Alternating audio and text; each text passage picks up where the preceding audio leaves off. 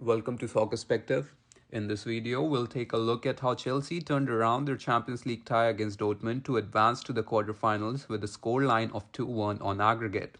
Chelsea lined up in a 3-4-3 shape, which seems to be the system Potter will stick to after winning 2 games in a row. Dortmund lined up in their usual 4-1-4-1 shape. The key to Chelsea's win was creating dangerous moments with their front three dynamic and their intense high press, as well as Potter's game management in the second half.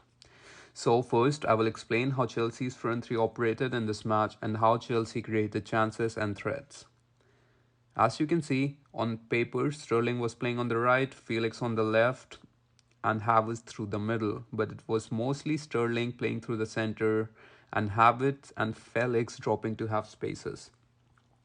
So how they operated was that the front line was very narrow and Havertz and Felix dropped to half spaces to receive the ball and Sterling made runs in behind. It was especially Havertz dropping to these spaces as we can see in his heat map from the game.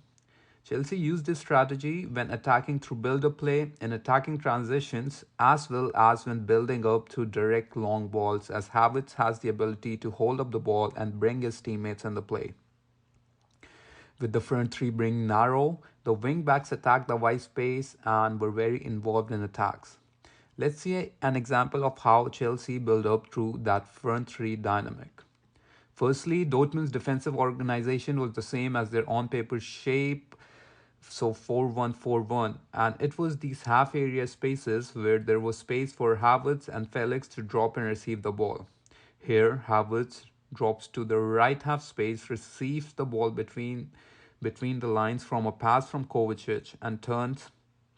In this instant, he could have played a through ball for Sterling, but he played a pass just behind Sterling. Sterling tries to pass for James, who was free in wide area, but the pass was overhit.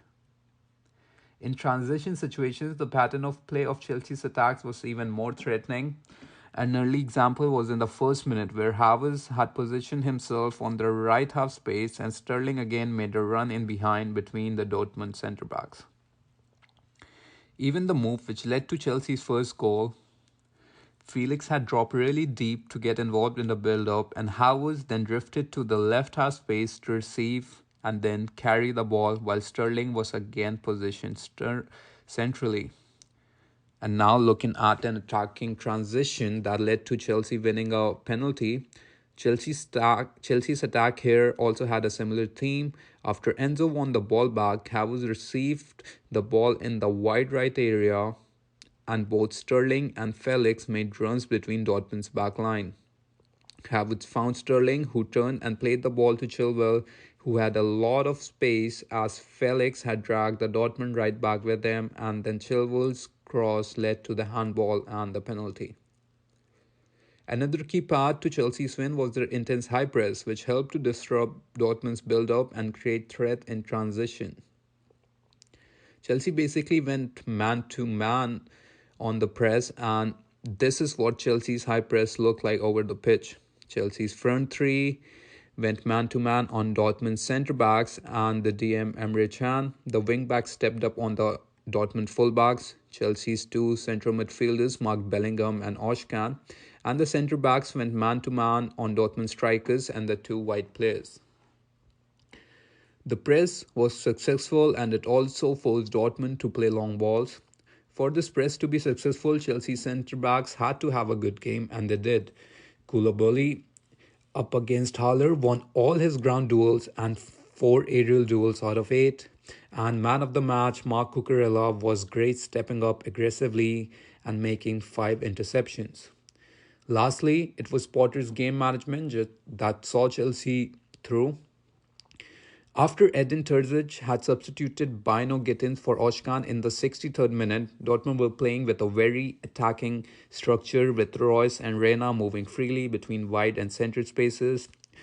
Left back Guerrero attacking the box, Wolf getting really high on the right side, and Bellingham also playing in advanced area. Dortmund started to play through Chelsea's press and create chances through that.